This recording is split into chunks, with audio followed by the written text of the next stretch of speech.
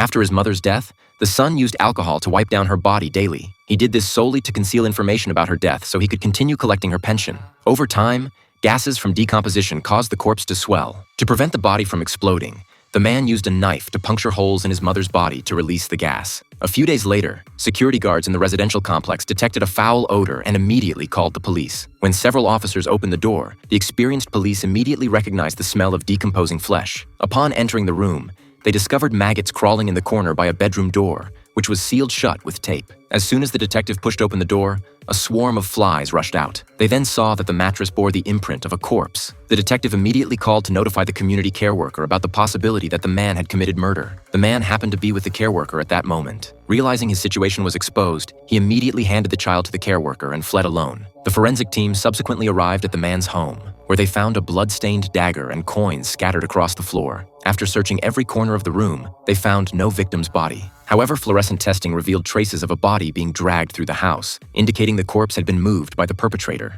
Upon comprehensive examination of the dagger, the blood on it was confirmed to be from the suspect's mother, and the fingerprints on the dagger matched the suspect exactly. During his escape, the suspect noticed police cars following him. To evade the police, he abandoned his vehicle and fled into the woods. Police pursued him, driving him to the edge of a cliff. Rather than surrender, the man jumped directly off the cliff. When police searched the river below the cliff, they never found the man's body. However, police subsequently discovered his mother's corpse in the car's refrigerator. During the autopsy, the forensic team found 5 stab wounds in the elderly woman's abdomen, initially suggesting premeditated murder. Strangely, the woman's skin was smooth and the knife wounds appeared clean, indicating no signs of resistance during the stabbing. If the elderly woman had been stabbed to death, the pain would have caused skin and muscle changes. Before waiting for final autopsy results, police set a trap outside the man's sister's house and finally apprehended him. Just as prosecutors wanted to quickly file charges against the man and end media speculation, the forensic team suddenly held a press conference stating that the man was not a murderer. The neck wound on the elderly woman was from thyroid surgery she had undergone 5 years earlier. Decomposition had caused the surgical wound to rupture. The 5 abdominal stab wounds were also not fatal injuries. They found the wounds were shallow. Despite 5 stabs to the abdomen,